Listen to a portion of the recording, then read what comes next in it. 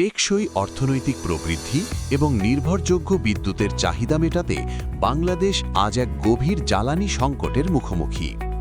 এই সন্ধানে একটি গুরুত্বপূর্ণ কিন্তু ঝুঁকিবহুল পদক্ষেপ হল রূপপুর পারমাণবিক বিদ্যুৎ কেন্দ্র। 12.65 বিলিয়ন ডলারের এই প্রকল্প প্রতি কিলোওয়াট ঘন্টায় আনুমানিক 9 সেন্ট খরচে আমাদের নির্ভরযোগ্য বেস লোড বিদ্যুৎ সরবরাহের প্রতিশ্রুতি দেয়। কিন্তু গ্যাসের মজুত কমে যাওয়ার এই সময়ে পারমাণবিক শক্তি কতটা নিরাপদ?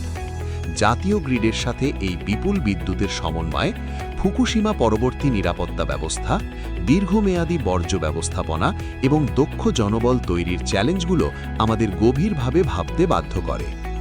পারমাণবিক শক্তির এই সম্ভাবনা ও ঝুঁকিগুলো নিয়ে বিস্তারিত বিশ্লেষণ করতে বাংলাদেশ এনভায়রনমেন্ট নেটওয়ার্ক BEN আয়োজন করেছে ১৯তম দ্বিমাসিক webinar nuclear energy in Bangladesh.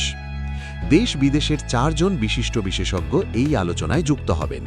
মূল প্রবন্ধ উপস্থাপক ডক্টর আহমেদ বদরুজ্জামান কথা বলবেন quest for Bangladesh energy fix, nuclear power and Rooppur and beyond নিয়ে।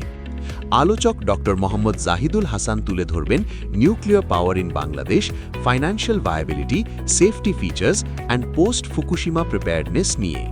এবং ডক্টর শফিকুল ইসলাম আলোচনা করবেন কি technical and institutional considerations for Rooppur, safety, safeguards, grid, waste এবং HRD চ্যালেঞ্জেস নিয়ে।